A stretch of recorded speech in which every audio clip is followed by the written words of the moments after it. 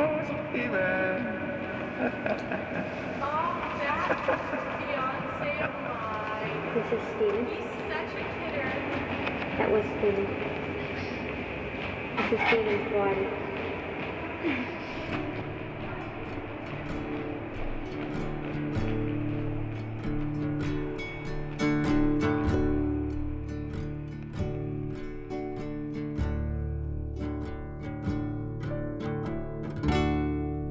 I suppose most people would find my childhood nightmares boring.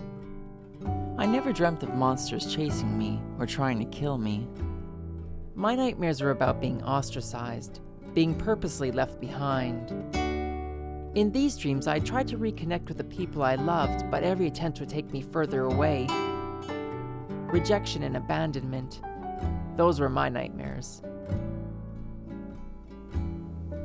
When you're part of a couple and there's a pile of clothing and you're gonna do the laundry and you sometimes that's the person I love, that's their essence there, that's their smell. And when I saw a pile of your male clothes, I felt like, okay, that's the act, and I didn't want to spell them. I knew that's not what you wanted to be. And I really didn't want to love what you didn't want to be. I struggled with, is it necessary? But that was sort of one of the feelings for the whole thing, you know, like, was it necessary for you to change your name and to go through all this instead of just being feminine, you know? Why not just be a feminine male? My worst fear still is that some idiots out there in the world will kill you, and I don't know how I would live. I guess we're looking at what benefit is this? What is he going to be going through? What if it's all for naught? You know, that's the biggest thing I guess hit us right away is how can we prevent him from making a mistake? And that's the parental defense mechanism saying, you better stop this before it ruins his life.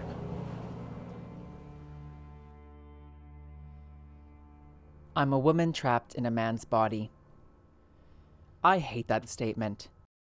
It never fails to make me cringe. Perhaps because it's too close to home, because I spent most of my life trying to hide that part of myself. Yet I've come to accept that it's an integral part of who I am, something that I've been aware of since the age of 4.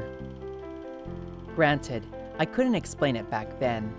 I didn't learn the term transsexual until I was in my teens, which was around the time I saw films like Psycho, Dressed to Kill, and Silence of the Lambs. I don't think society and I were ready to take each other seriously at that point. In the summer of 2000, I came out to my friends and family about my gender identity and began to change my physical sex from male to female. After my final surgery, I interviewed the 6 closest people in my life, hoping they'd share some of their feelings about my transition and the impact it had on them and their relationships with me. The night that you came out to me was a night that started off kind of rocky because we had a fight and we decided to walk home so that we could have a long talk. I remember we were on the Granville Bridge and you said something like, I've never actually been comfortable being a guy. At first I was like, yeah, of course, you know, none of us is comfortable with all of the stuff that femininity and masculinity, maleness, femaleness is about. And then you got more specific. And you talked about having always wanting to be a girl. When I got what you were saying, the first thing that I wanted to do was to throw up.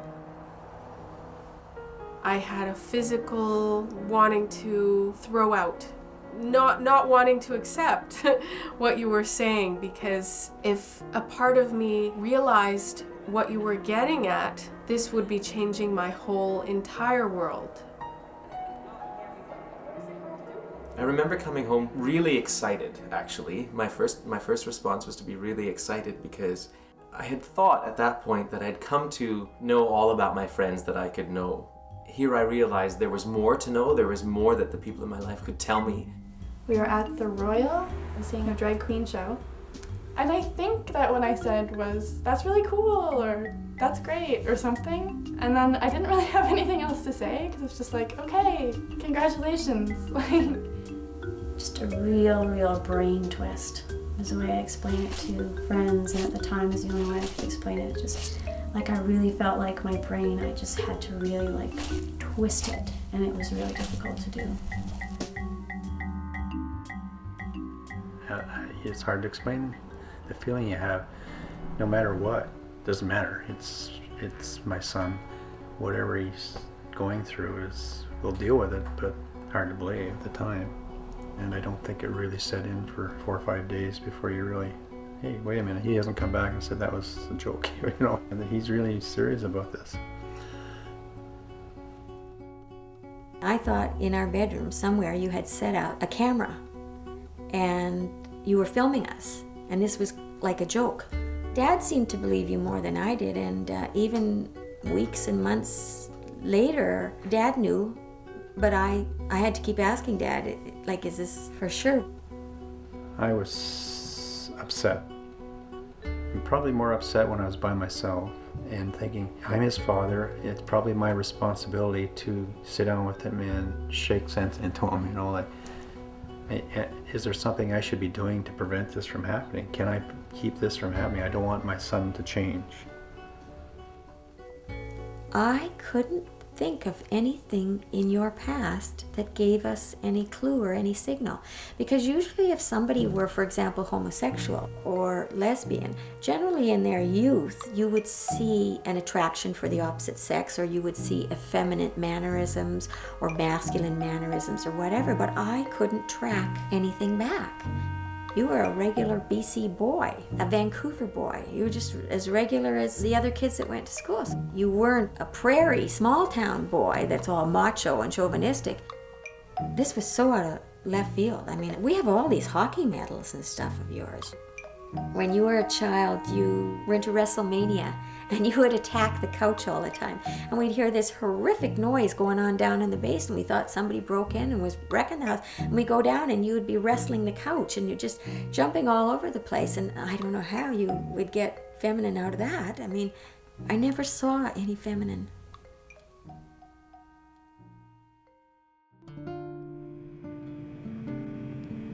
Oh, Steven.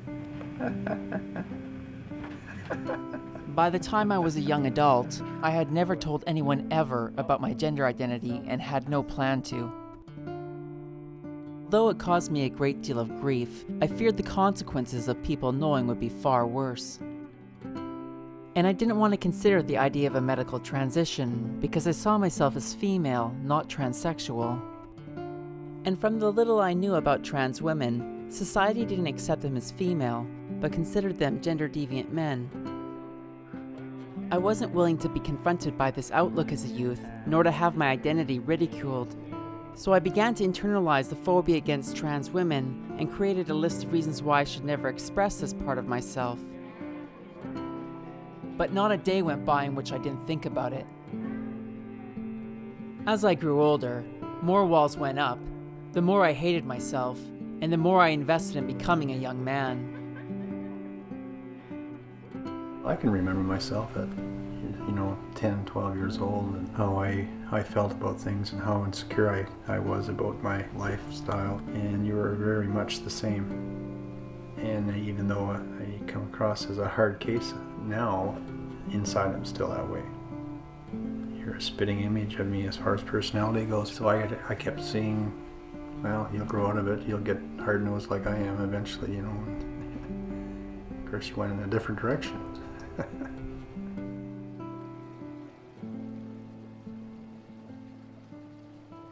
After completing a bachelor's degree in psychology, I moved into a basement apartment with a close friend while attending film school. One evening, as I walked home from a student film event, I came across a pile of women's clothing that had been left next to a garbage dumpster. Some of the items are in great condition. I felt pretty ashamed about scrounging through other people's trash, but I didn't want to risk the possibility of being seen purchasing women's clothing, so I took some of the items and made it a habit of occasionally checking back alleys for secondhand clothing. As I grew older, I frequently wondered how many people were also living in secrecy. And to what extent does this secrecy perpetuate a culture of silence where most queer people die straight? I was beginning to doubt whether the grief and shame I was experiencing in isolation was really worth enduring, for the only choice I'd ever made about being a transsexual was to hide it.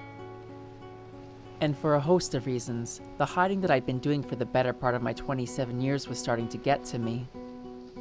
I found myself bitter, numb, and increasingly resentful. I stopped caring about the people in my life and their needs because there was no room for my own. Life had become nothing more than social maintenance. I knew I needed to deal with my gender, but at what cost? Was I willing to give up my safety, employability, and the social privilege that comes with being perceived as a white heterosexual male? Am I ready to potentially lose my family, friends, Małgosia? Is being true to myself really worth the possibility of losing all this? The first week was really hard. My body went into a kind of shock. My body went into a reaction, and I was just miserable. I did a lot of crying. And the thing is that I felt wrong about being upset with you because I knew you had gone through a whole lifetime of feeling ashamed about this. So I felt like I needed to support you, and so I couldn't come to you for support in my miserable state. I never had any conscious thoughts of, oh dear, I'm going to have to support Gwen through difficult times. I just knew that I wanted to be there for you and was really happy that you were comfortable enough to share it with me. I remember saying to people that I felt really sad that you had had to deliberately work to be something else for so much of your life. I couldn't imagine that. My images of transsexuals were probably completely confused with my images of people who are transvestites, with people who are intersex, whatever those states of in-betweenship are. Before I became trans, I don't think I even knew gay people. And I remember thinking how that was so unfortunate for me. Many people were surprised by your continued attraction to women. One of the first questions that I was asked by a number of people was, well, does that mean she's attracted to guys now? And I would say, no, she's lesbian. And they would say, what? My whole world was upside down because I was assuming that this meant that you were feeling like you had always been a heterosexual woman inside. Now that I understood that you still were attracted to me, that you were, a lesbian inside, when I understood that, I thought, okay, we can still make a life with each other. I was living with you both at the time that you came out. So if I hadn't lived with you, I think I can say honestly that I would have really been surprised if you could last. But living with you, your relationship almost ramped up in energy and commitment, so I had no doubt.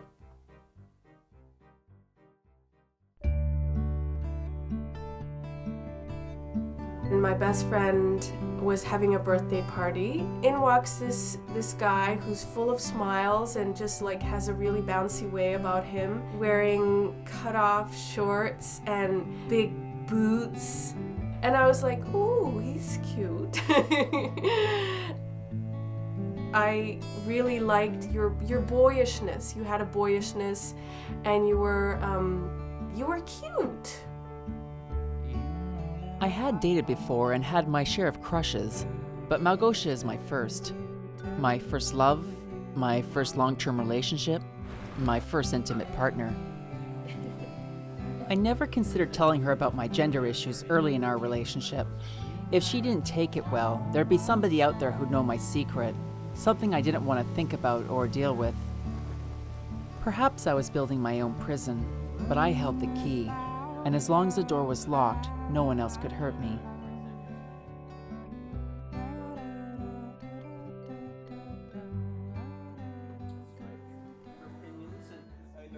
A couple of years went by and Malgosh and I were still dating.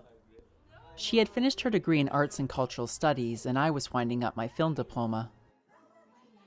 I was still as resolved as ever not to explore my gender identity or to disclose it to anyone, including Malgosha.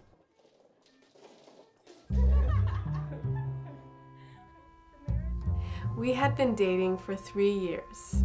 We drove up to a lovely spot in Lions Bay, and it was raining around us, and you asked me to marry you in the car. I think you started that conversation by bringing up my brother's handwriting and saying it would be nice to still be able to get his signature on the wedding certificate. So I said yes, and we decided to get married in kind of a secretive fashion. In the end, we didn't tell either of our sets of parents, and we had our wedding like within a week.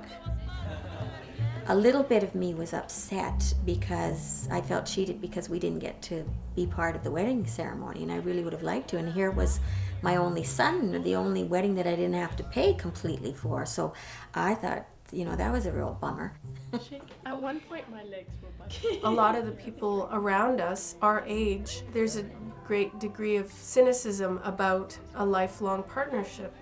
And I love that aspect of it. Yes, there was that security too of knowing, okay, when we fight now, we're not going to break up. We're here to make it work. So we have to at some point come back to this. Oh, there we go.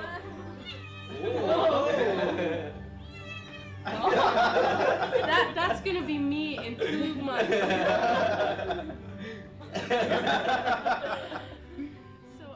As my life played out, there were wonderful aspects to it that convinced me that keeping my gender a secret had been worth the distress I felt within. Our first few years living together go remarkably well. I mean, it did require a bit of an adjustment sharing our personal space with each other.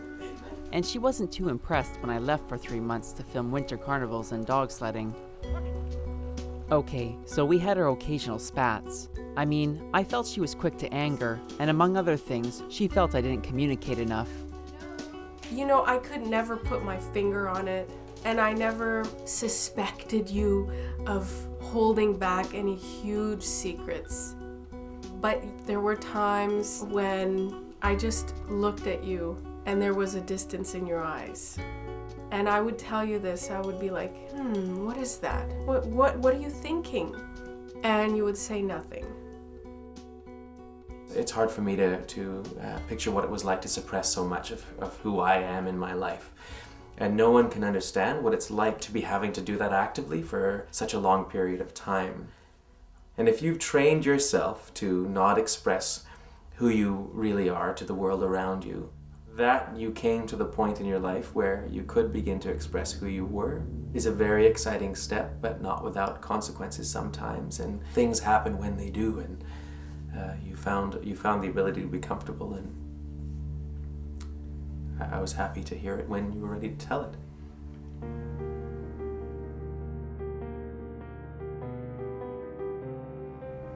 I can't understand how you would ask me to marry you without sharing everything about who you are to me.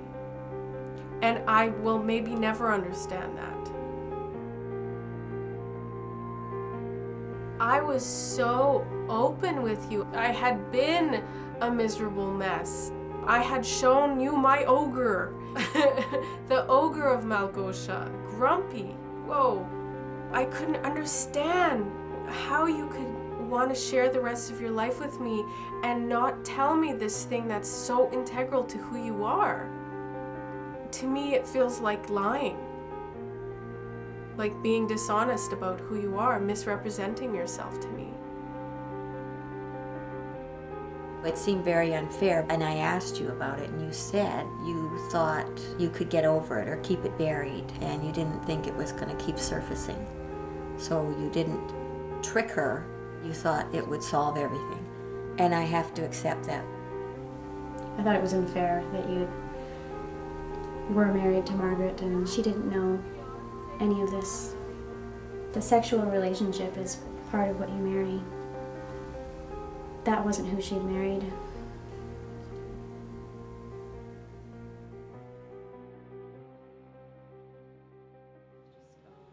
As difficult as transitioning was, I've definitely been sheltered from many obstacles that other people, transgender or not, routinely face.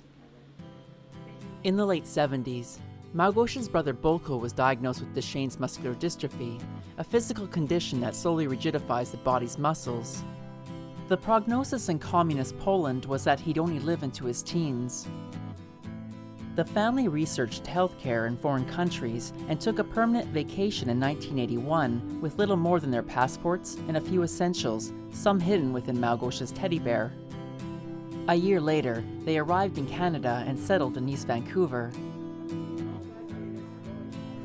We didn't invite our parents to our small impromptu wedding because we wanted Bolko to be a big part of the ceremony. Something we knew would become difficult for us to do if we were pressured into having the obligatory large wedding reception.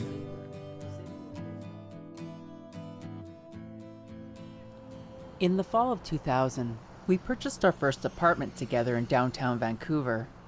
I realized that my growing intention to go through a gender transition had been difficult on Małgosia, so it was comforting knowing that we were headed into a long-term investment together. Not once during this whole process did I ever have the thought, no, you shouldn't go through with your transition. There was no way. We would be faking it, as far as I'm concerned. Faking our whole relationship, faking our whole life, faking your identity, and because I was complicit with that, faking myself as well. I remember you writing you probably 4 or 5 or 6 pages of letters of, have you thought of this and thought of that and thought of that, and whatever you choose, we'll always love you, but this is why we think you shouldn't do this. There was no way that I ever wanted to be responsible for keeping you suppressed for your entire life. This was the no turning back point in the narrative of your life. There must be a lot of people who don't transgender. So I was hoping that you could still stay masculine and experience the world from both sides, so to speak, because I could foresee that you would have a very tough path in life if you changed, because not all the world is totally accepting. Everything in your life will be different now because you're approaching it from a different sex and people are approaching you differently. So there were times when stuff seemed a bit rough, and as a mom I was worried about suicide. My worst fears were HIV, that you would be poor, and you definitely are poor now. And I remember the worst thing I thought, you would end up with a rich old man because nobody would be accepting you as a lover or whatever except some sleazy old man. That's what I thought. You remember that one? Is that the one? Yeah. What were the other ones? When you first started cross-dressing, you were ultra-femme. So you wore the long wigs, pantyhose and high heels and skirts, and my faux fur jacket. You didn't want to strut like a man, but you didn't yet know how to walk like a lady. You know, the heavy makeup in the early days, it just definitely wasn't you. You had kind of a ducky, kind of a knees pointed outwards walk, yes. You made these birdseed boobs out of birdseed and Safeway plastic bags. I can't remember. You whispered because you hadn't mastered the lady way of speaking, but you weren't comfortable with talking like Steve anymore. I remember hugging you. Solid, painful birdseed boobs. That would be like the ultimate torture, and I couldn't imagine how they felt on you all the time because then the force of them hit my... I remember thinking, wow, when she gets real boobs, they'll be softer, but they're still... they don't hurt like birdseed, but they're still pretty... I felt like you were vulnerable, like you were taking those first steps. You were like the chick that has just broken out of the shell and like it's trying to present itself to the world, but you were wobbly. Your first forays into that were, I mean, over the top. Yeah, I don't mean that in a critical way, but it was an attempt, right? And so you have to find your ground, and experience as much as you can to realize where on that spectrum you actually sort of fit naturally, and it's only through trying out all these different things that you find your comfort levels. Definitely in certain situations it was awkward and I didn't know how I felt about the whole you wearing my clothes thing, because sometimes that brought me back to question, did Steve want to be with me or did Steve want to be me?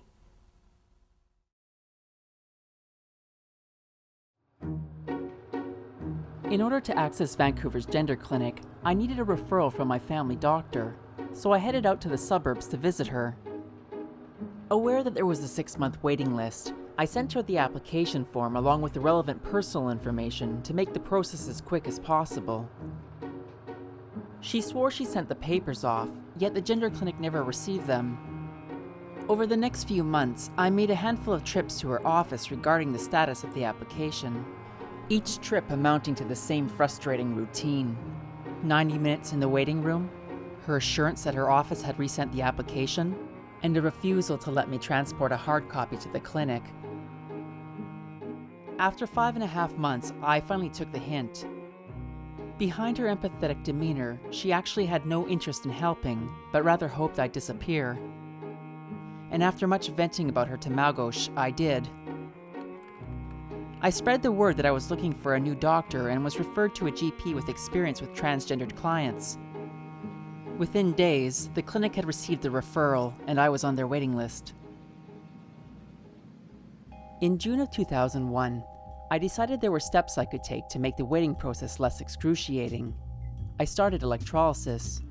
At $42 an hour, my electrologist was offering a very competitive rate. Though after 100+ hours, the cost did add up, and I only booked appointments when my limited student budget allowed for it.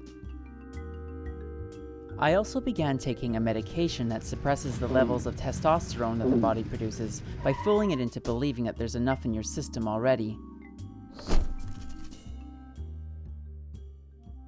And in August, I legally changed my name. I decided to go with Gwen Tara Haworth. I dealt with the paperwork, then informed my parents.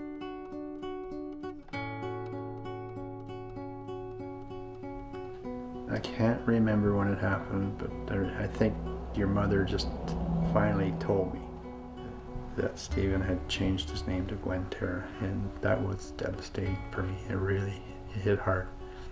I guess that's when the first moment I realized I'd lost my son. I guess that's something that it's a male ego. It says that was my son. I gave him my name and he threw it away.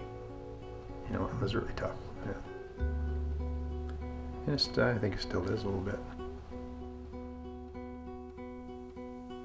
Because as a mother, I had called you Stephen somewhere between 100,000 and a million times. So to try and retrain my brain to say Gwen was so hard. It wasn't that I didn't want to say Gwen, it was that it was very difficult. Whenever I talk about you in the past, because it's my past too, I'm going to say Stephen, and I'm going to say he. And then if I'm talking about you now or in the future, I'll say Gwen and she. And so I might even switch back and forth in the same sentence. Because I finally decided I'm not obliterating my past. It was very valid to me. And I'm not wiping out the son that I had. My son's still there. I can see him. I can see him right now. And so Stephen's going to come out quite often. And I try to catch it before I say it, but quite often I'll say it. But I refuse to feel bad about it. You know, I'm trying very hard to call you Gwen all the time. No question, I am. But Stephen's coming out. Too bad if you don't like it. It's going to come out.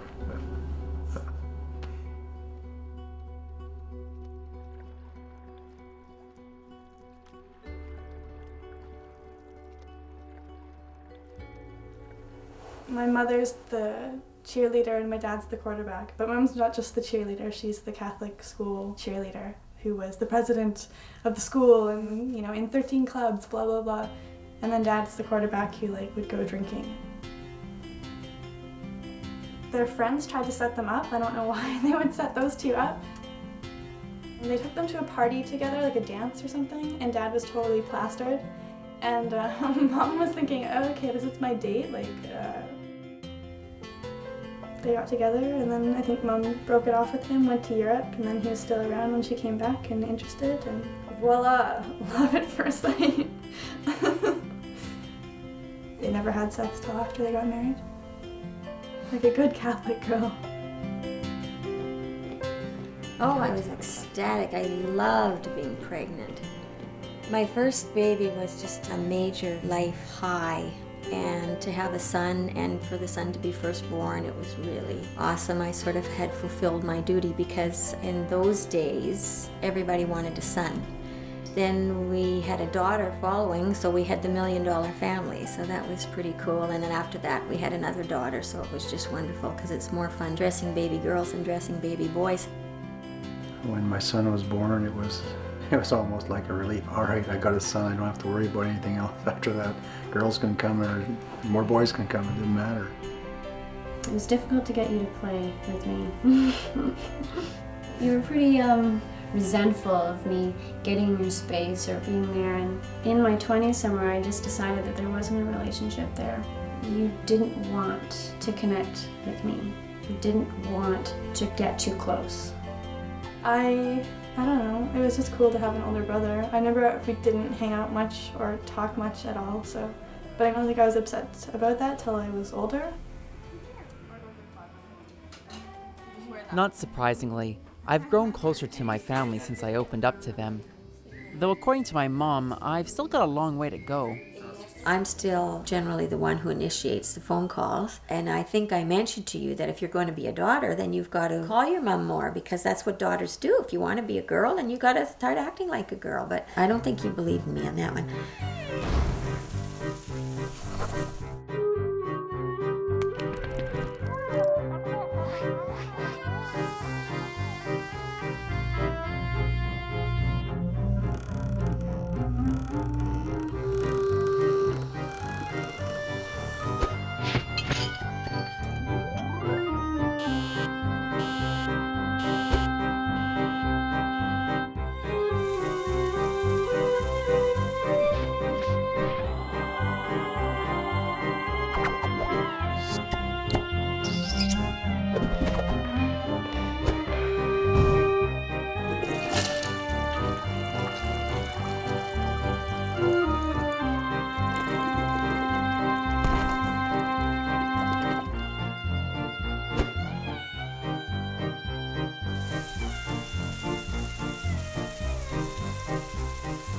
Armpit hair is awesome. I love it.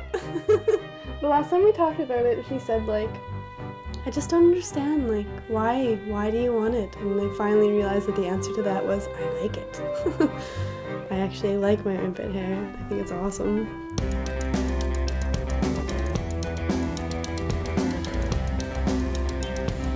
Hello. Welcome to the neighborhood. My little sister recently started up a communal living arrangement with 4 friends of hers as they moved into a long-standing queer punk house on the downtown east side.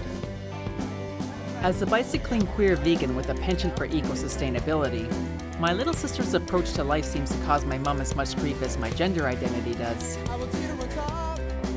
Although her roommates are all in their 20s and 30s, no one owns a car, as the bicycle is the preferred method of transportation.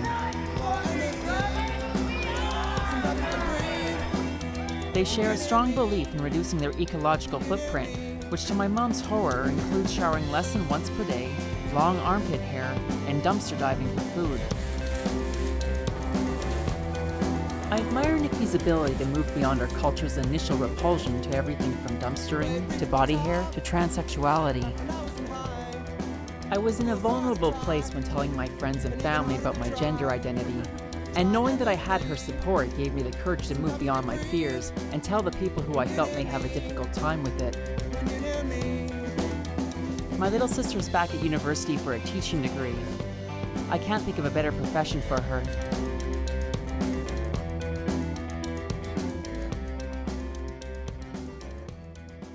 By February 2002, I had been accepted into the gender clinic, which was trying out group therapy sessions. There were 6 of us in a room with a counselor and psychiatrist. As we saw the latter as gatekeepers to receiving approval for hormones and surgeries, it was hard not to feel that it was a loaded situation. Especially when the room included a one-way mirror with other faceless professionals sitting behind it. Not to mention the camera we were told about and the cord running to the microphone positioned in the middle of our group circle. The sessions lasted until May, as the provincial government announced huge cutbacks to healthcare, leaving the program unsustainable. I left with a letter recommending hormone therapy, but as the clinic had been the center for accessing Vancouver's gender specialists, there wouldn't be anyone in town that I could continue my sessions with. Not willing to play the waiting game again, I decided to continue counseling by commuting to Victoria, the nearest city. It's a 6-hour round trip, including 2 95-minute ferry rides, but in my opinion, worth it. I'd gone to this spiritual church just for fun, and they said this medium from England was coming over here, and she was only going to be here for a week, and she would see so many people if you wanted to. She was incredible. She gave me a lot of peace because she told me that there are some things that you're trying to find answers for right now, and you just won't be able to get all the answers. And that let me know to just let it be and be more peaceful with it.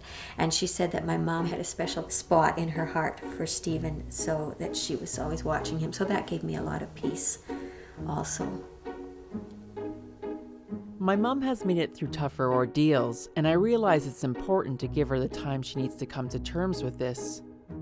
She was the first of 6 children born in Saskatoon, Saskatchewan to Jerome and Iris White.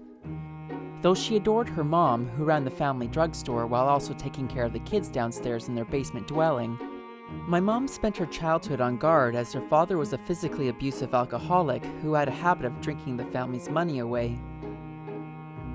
Whenever he'd fly into a drunken rage, it would fall upon my mom to lift her brothers and sisters through the 2-foot-wide basement window and take refuge at the neighbors until her mother Iris could also escape.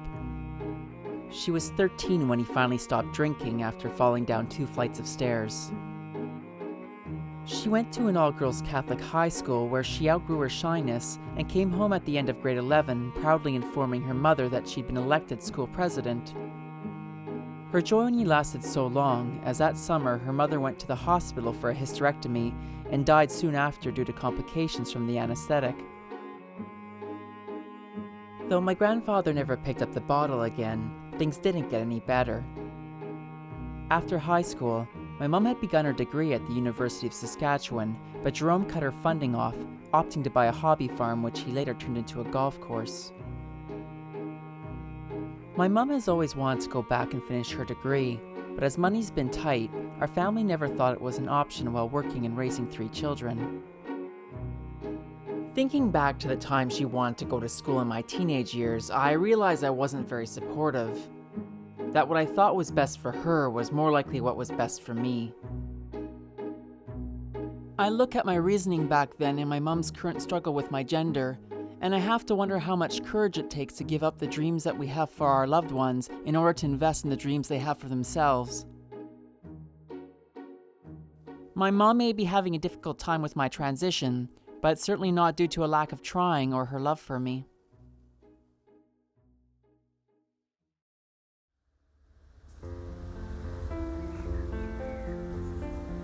By the spring of 2002, Małgosia had finished a graduate degree in communications and began working part-time as a care attendant for her brother Bolko. With her parents' help, we invested in a second apartment along the waterfront, and Małgosia moved in immediately. I waited 3 months as I worked towards completing the first year of a graduate degree in film production. Unbeknownst to me, Małgosia saw this time apart as a trial run to living alone, a notion she had begun to consider more seriously. I think the first year after you came out, our closeness was intensified. After that year, that's when I think the differences started coming out. We weren't really having sexual intimacy anymore, and it was more a relationship of support, of companionship, of emotional intimacy. But I realized I was not attracted to Gwen. I had been attracted to Steve. And I fought against that, and I didn't want to deal with that for a while because I honestly wanted to go along with this sense of, well, I love the essence of this human being. The package that they come in is irrelevant to me. But after a while, it stopped working. Our relationship had become complicated. We talked about living together in the future, but as roommates and seeing other people.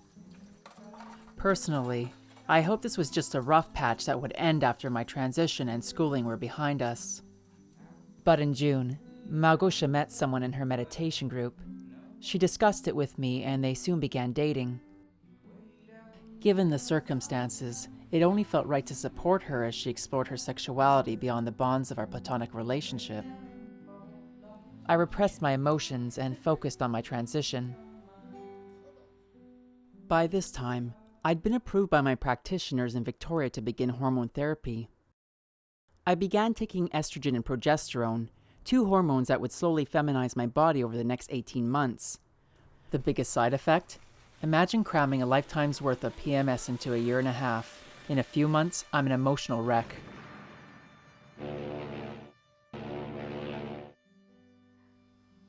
Małgosia and her boyfriend became more serious, and our 1-bedroom apartment was growing smaller.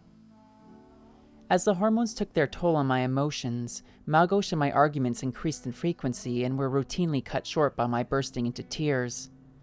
The inevitable seemed to be obvious to everyone but me. I can't attribute it to what reason. I just didn't think it would last. I mean, why would she tolerate this? She has a great life ahead of her. Why would she put up with this? You know? Understandable that she'd probably move on.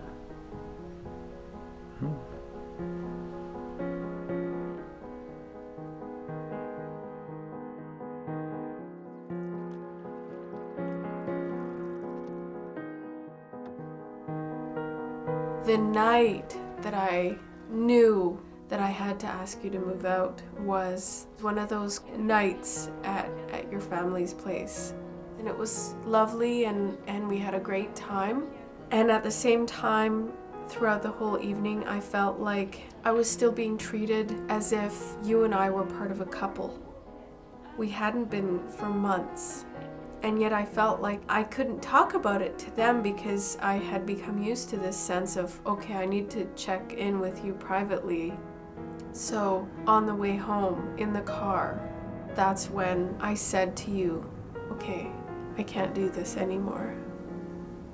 I'm asking you to move out. That seemed to be a place where I'd need to support you more. You know, supporting you in a relationship ending seemed to be a bigger deal than supporting you in transitioning. That was all. You were totally in control of all of that and totally comfortable with all of that. It didn't seem like a drama, but a relationship ending seemed like a drama. And I knew the marriage was going to end. I knew that I knew I wouldn't be able to stay with my partner if my partner had changed. I wouldn't be able to handle it, so I didn't expect anybody else to. I was very impressed that my daughter-in-law stayed for 2 years. Very, very impressed. One of the hardest things for me, that I would lose all the in-laws.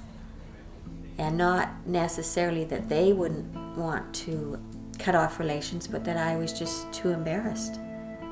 I just have a guilt that I shouldn't have, or maybe I should have, but I just have a guilt that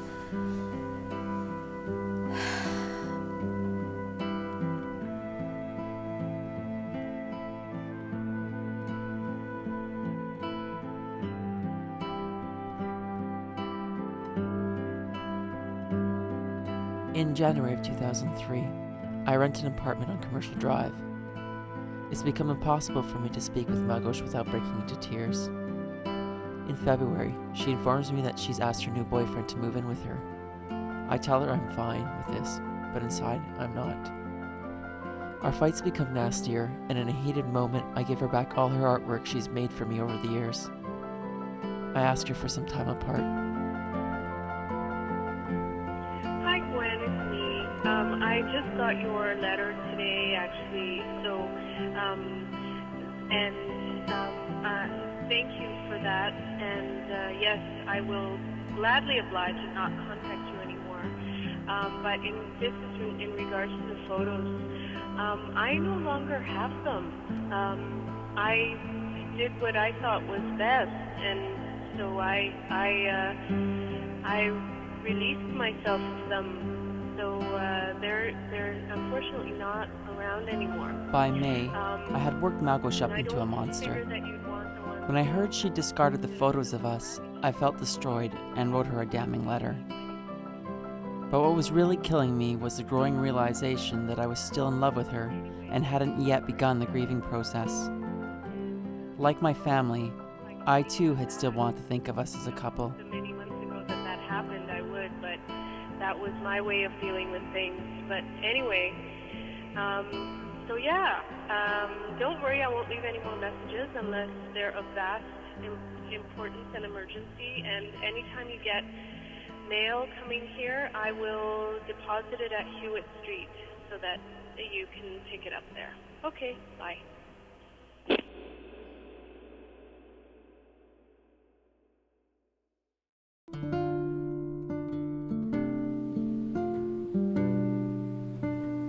With the breakup and my body doped up on hormones, 2003 was starting off to be a pretty shitty year.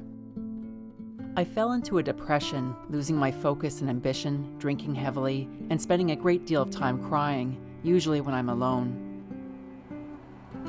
Malgosh and I sell our first apartment, and I take my name off the ownership papers of the second place. With the money I receive from the sale, I'm left with enough funds to pay for the cosmetic surgeries that healthcare won't cover, but are imperative if I'm going to pass as female. I began with a chin reduction, followed by a nose job in April.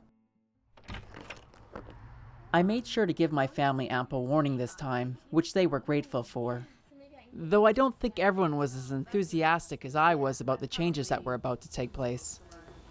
I was concerned that you would go through all these changes and then you wouldn't be what you were hoping to be. And were you prepared for that, and did you realize that? And then did you realize that you might actually give yourself female characteristics but still look male? You had a Kirk Douglas chin. That was really cool. And you had that little dimple, or what do they call it, cleft? Oh, I thought you were a handsome boy. I wonder if I didn't say it enough. I thought you were very good looking. That was a little stressful for me just because it was your face. And family especially are attached to your face. I mean, I've been looking at Stephen's nose for 25 years and it's distinct. And that's the face that we have in all of our memories. I remember you talking about just facial structure and how the chin and the nose signify maleness in a way that other parts of the face don't. And I remember having those conversations often. I mean, those are big things, so you have to process them. At first, I was really happy to process them with you.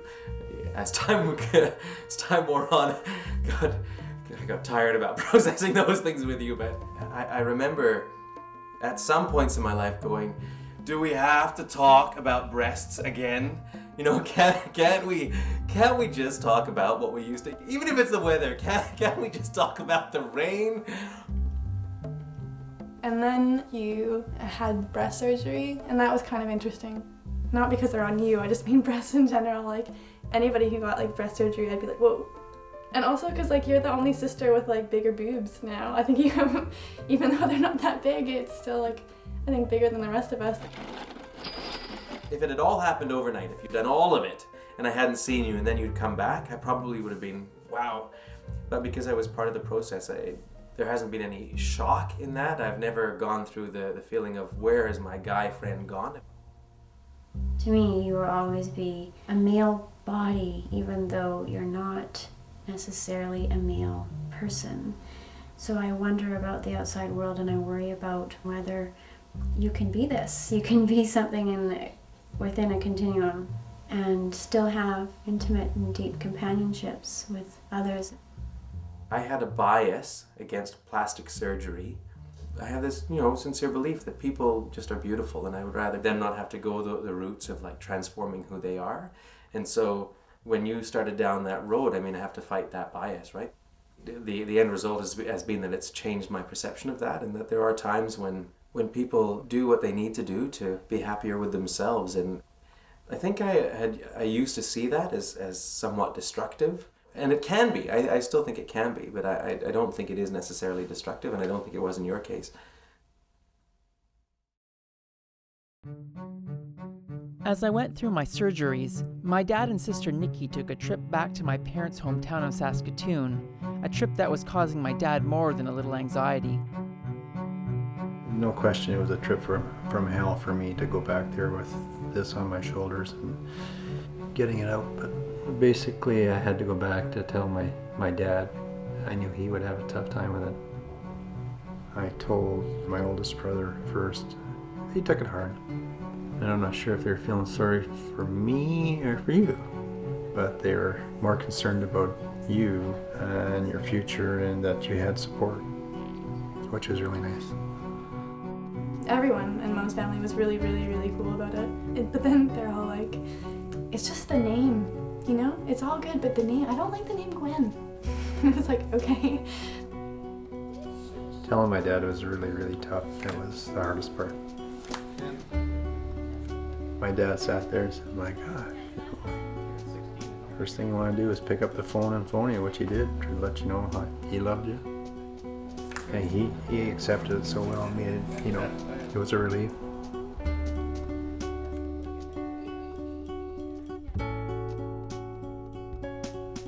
My mother, she was, God bless her, she just looked at me like, what?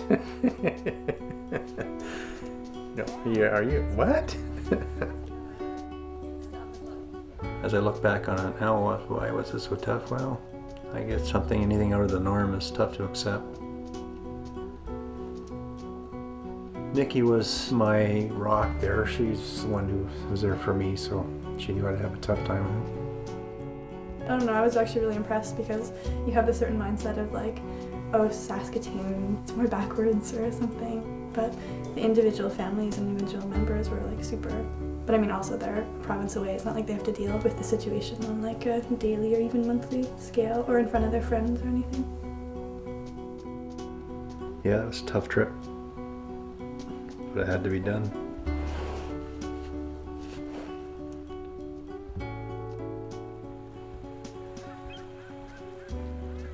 By the summer, my trips to Victoria for counseling had paid off. Both my psychiatrist and counselor had written letters recommending me for gender reassignment surgery. I promptly booked a date with a surgeon in Montreal, the only clinic that was offering this specialized surgery in Canada. The date was set at March 15, 2004, 8 months away. The cost at the time? Almost $15,000, and some apprehension on the part of my family. I've had some health trouble in my life, and I just didn't know that you were fully aware of what having health problems can be like and whether it was worth it. For your genital change, I was very scared, so I set up a prayer network across Canada with all my friends and relatives. My mom and sister have reason to be anxious. In 1984, my parents took Kim to the hospital due to a lump that was growing in the back of her throat. At 9, she was diagnosed with non-Hodgkin's lymphoma, a form of cancer, and spent much of the next 18 months in and out of Vancouver's Children's Hospital. Her ordeal wasn't made any easier by the common lack of awareness about the illness, as many children kept their distance, fearing that cancer may be contagious. Yet, like others, Kim soon contracted chickenpox, and her chances of living dropped dramatically. She overcame the illness, and it was later that my mom learned that friends of hers had set up a prayer circle, which she in turn set up for my surgery in Montreal. It wasn't easy to hear some of the reservations my family had about my transition, but I grew to realize their apprehension wasn't so simple as whether they accepted my identity or not. That due to their own life experiences, they had valid concerns about my health and well-being and needed the space to voice their worries to me. I decided for myself that you wouldn't do this and you wouldn't be thinking any of this unless you really felt the need to inside, and that I had to be happy that you were doing something that you felt such a need to do, and that the risks were worth it, and if something was to turn out badly, then such is life. Things don't always go the way you want them to.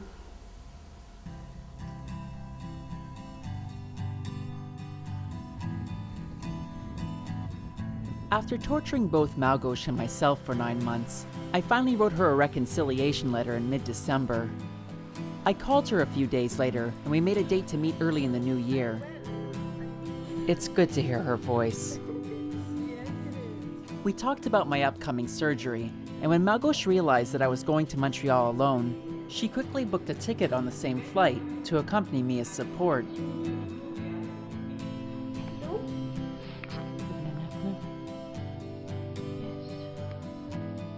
We discussed how we'd both been feeling, and though it's an emotional conversation, we were ready to earnestly listen to each other's pain and realize that although we'd made some questionable choices in the past few years, we still cared about each other and were not willing to let that love and friendship go. Big smile.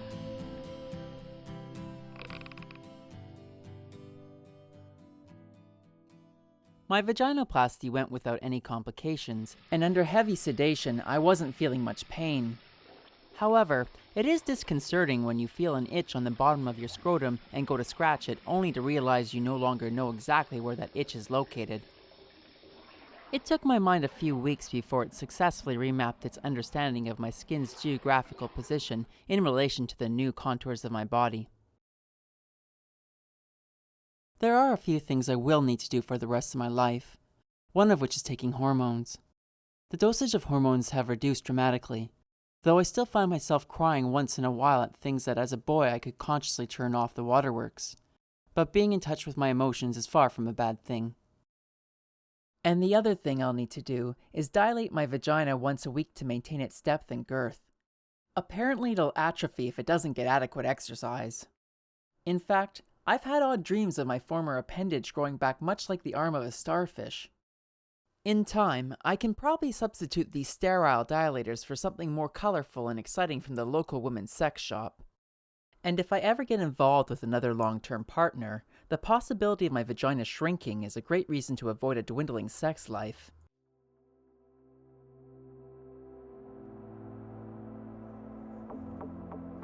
In order to change the gender on my birth certificate, I needed both an affidavit from my surgeon and a signed verification form from a gynecologist in my home province.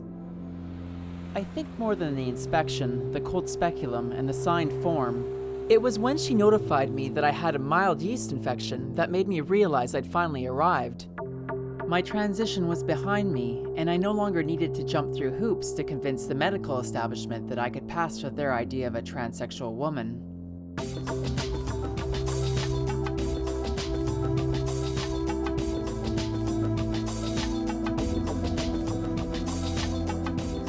Later on when you got your bottom surgery and you started to kind of like come into your own, and that was super, super cool because it was just really nice to see you relax into finally like who you wanted to be.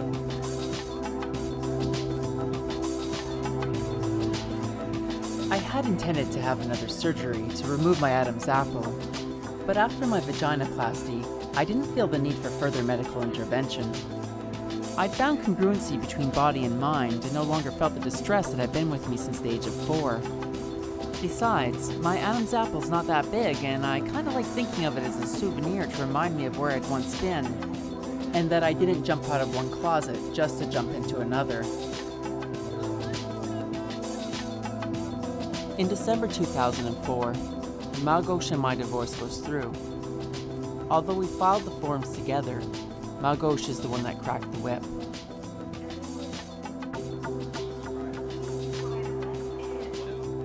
As a child, I worried that if I ever transitioned that no one would want to be with me. But as I've grown to accept who I am, my worries have diminished and I've started dating again. Oh, I am so glad you're dating women. I know other people don't get it, but boy, the only thing is these women now are... Oh, are they lesbian? Do I have to say that?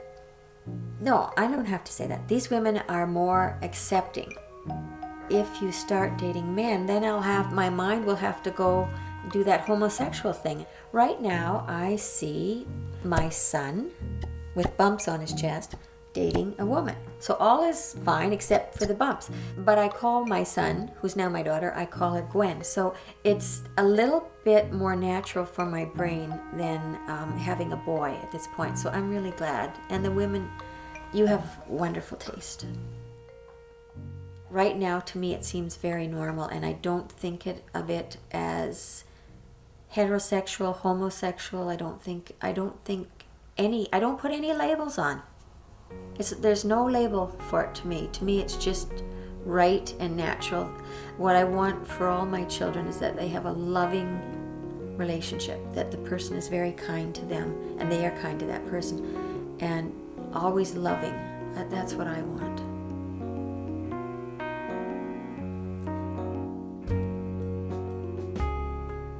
During the summer, Heidi moves in with me and encourages me to keep up with my weekly exercises. We talk about children and the possibility of marriage, and for the first time in years, I feel like I've found someone who loves me intimately, someone who loves all of me, and consequently, I'm rising out of the funk I've been in since Malgush and I separated. Of course, there are a few things I need to sort out. I have been working on my MFA for 4 years, I've racked up $40,000 in student loans, and I'm currently getting over the adult chickenpox. But things are good. I haven't felt this optimistic in a long time.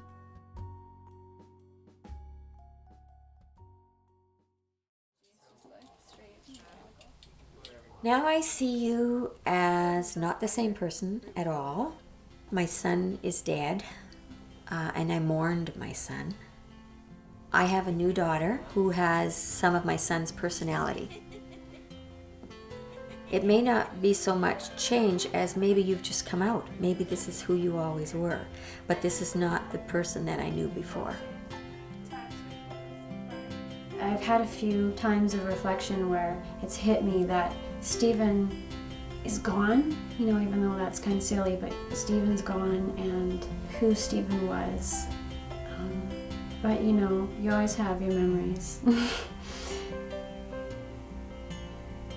Who you are is a much more comfortable and positive element in my life. And so I think I enjoy Gwen. For me, you're the same person with more life experience under your belt, because I can't escape that past any more than you can. And I'm thankful for that past that we had. I'm thankful for the future that we have. I wouldn't want us all to go through all our photos and get rid of images of Steve and pretend that that history wasn't there and just start from now. That feels intrinsically unhealthy to me. If someone lived in another community where it wasn't possible to maintain that solid link with their past, then I suppose I can understand their needing to get rid of it. I just feel that they would be less fortunate than you. There's definitely times where I was like, I want to be closer to my sibling, and would even cry about it and be all sad. But even if you feel like you're not super close in the family or as close, I don't see it as being any different, because I know that you want to be part of the family and you want that closeness. And that's the most important thing with family, I think, is just knowing that they're there for you. Not that you have to hang out all the time, but it's the support and support.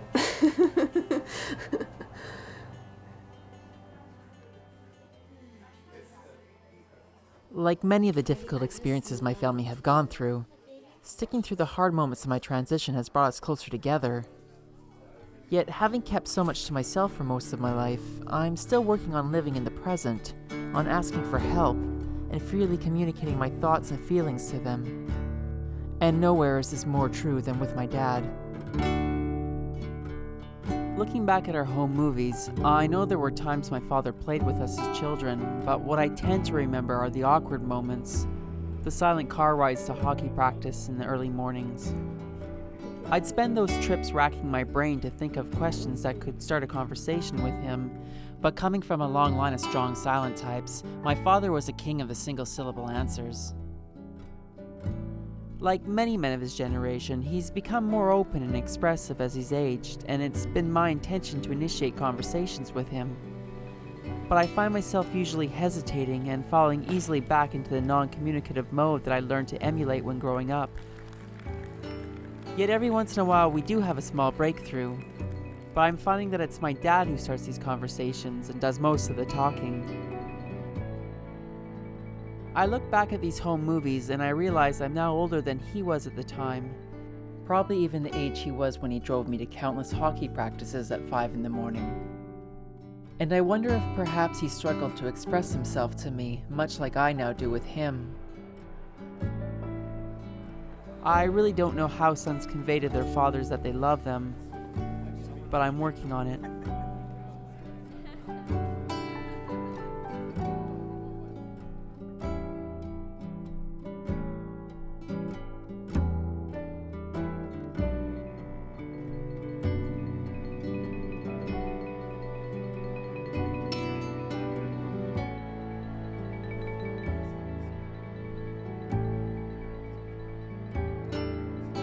It's now 2007 and I've recently turned 34.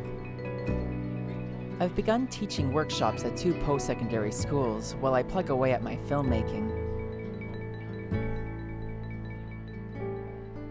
It's been 2 years since I interviewed my family, and I find it interesting how our dynamics keep evolving.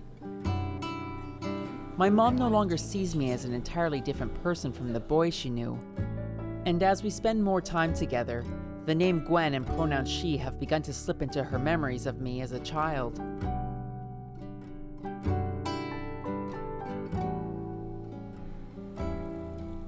Malgosh and I remain close, but as we settle into adulthood, our lives have become busier and I'm noticing we have less time to spend with each other.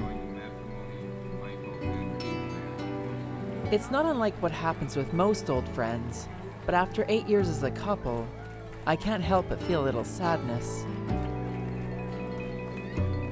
Yet like Rory, Bolko, and now Heidi, she'll always be a part of my family, and I'll always love her.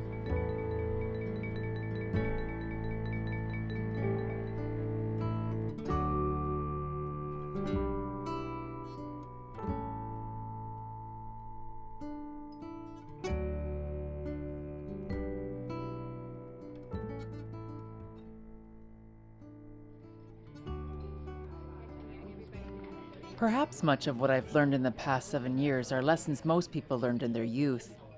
But as a young child with a secret, I had bottled my emotions and learned to hate myself. I wish I could relate to you how good it feels to be operating from a place of love rather than fear. To trust that though I may occasionally have some difficult news to tell the people who are close to me, that they do care and will always be there, that they won't reject or abandon me, that I'm not the monster I saw reflected back at me in the television set. Maybe that's why I no longer have the nightmares I had in my youth. Even if you tried to get rid of me, I would find you. I'm a mother, I can find you, and you will always be in my life. I will always want you in my life. Yeah, I gave you your breath, you grew in my tummy, I nursed you. You're my flesh.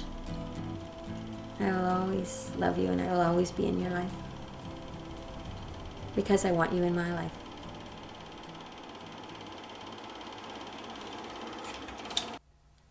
I like you to have long hair, but I'm very happy with.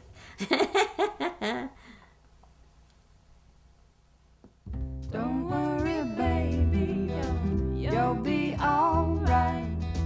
Even if you have to put up a fight, you'll go out fighting, and in the end you can always go home, love.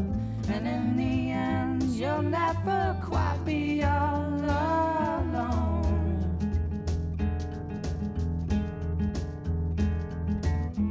Well, you're sitting waiting for a call to save you fall from grace. You're such a dirty. Hi, sweetie. I gave a talk about you last night at my class, and after I was finished, a whole bunch of people came down and hugged me. Did they do that to you? I wasn't expecting that, for crying out loud, but I think I gave a more understanding to all of them and more acceptance, so I was pleased about that, especially whose religion told her that, nothing but the two sexes is the real thing, and they're against homosexuals and all that kind of stuff, singing against God, whatever the hell. Anyway, I think it broadened their mind, and I was really pleased to see that she was one of the people that came down, so I think that she's had a change of heart there, so I was really pleased about that, but I certainly wasn't expecting people to come and hug me, but they thanked me for sharing, and I think your story is kind of cool. So, bye, sweetie. On your shoes, on your shoes, on your coat, on your coat, on your shoes, on your coat, on your